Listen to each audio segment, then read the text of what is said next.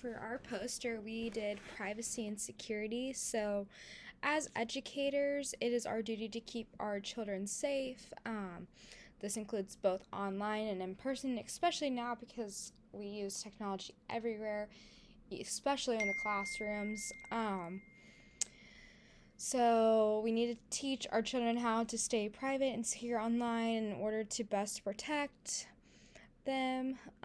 So our key findings, what we found that is that 14% of 13 to 15-year-old children accept an invitation to meet an online person and stranger. That is very dangerous and very alarming.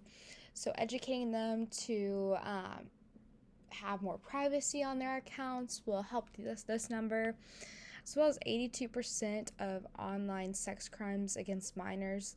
The criminal used the victim's social media to gain the information about the target. That is very, very scary too, and as well as teaching younger kids how to be private and secure their accounts will help this number in percent go down.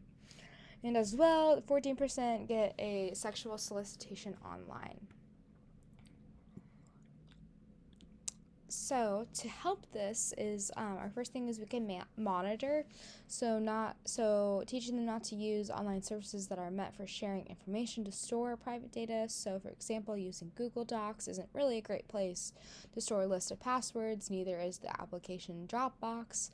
So unless it's unless it has an encrypted archive, that's okay, but still not using those applications for passwords. So keeping your passwords safe, as well as teaching them about ads and spam. So even if you can't avoid sharing this info with the internet services and online stores, don't share it with the random people on social networks. So consider creating a separate disposable email address and, if possible, a separate phone number for these cases. And introducing them to password basics. This is very, very needs work on. So apps that prompt you to give them permissions to access contacts or files in the device storage, your cameras, your microphones, geolocation, and so on. Some really cannot work without these permissions, but some can use this information to profile you for marketing or even worse. So carefully check and review the permissions you give to them. And playing their games. So most modern messaging apps use encryption, but in many cases in what they call encryption in transit. So messages are decrypted on the provider's side and store on their servers. So what if someone hacked those servers? Don't take that risk. Close to end encryption. That way, even the messaging services provider cannot see your conversations. Bookmarking their favorite sites. So when you visit a website, your browser discloses a bunch of stuff about you and your surfing history. So that's why you see maybe an ad pop up based on something you were looking at, like online. So using like an incognito mode can't really prevent much tracking. So you need to use special tools like these.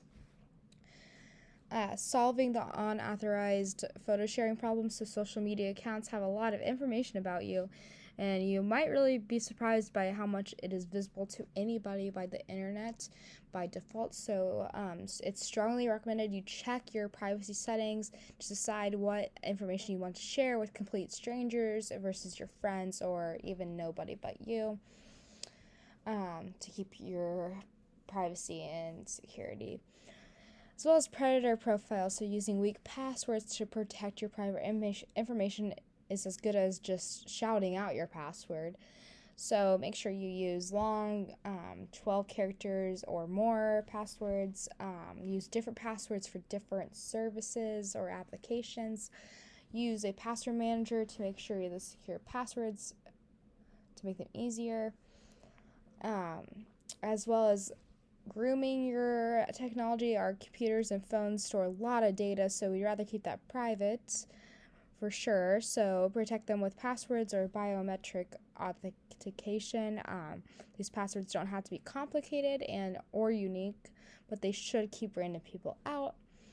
So Purdue uses Duo as a backup security, which is a great way to keep other people out.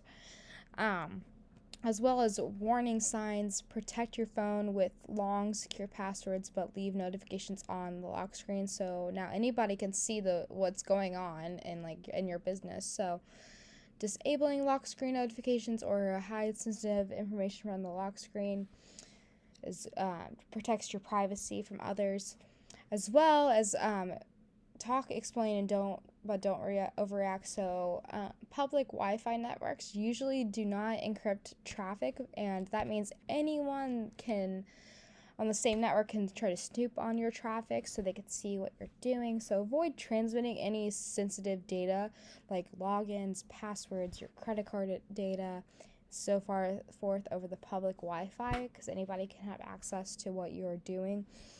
And so using like a VPN to encrypt your data and protect it from other eyes is very useful and helpful and protects you and your privacy. So good digital hygiene and awareness about importance of online privacy and how to safeguard yourself could stop you and your data from becoming compromised. So educating this to younger people will help everyone's privacy and security be more better. And so we use the source. As soon as we'll load, I'll show you the source that we use, but it's from bestvpn.org, and it's called The Parent's Guide to Online Safety and Security. That's where we found all of our information and numbers.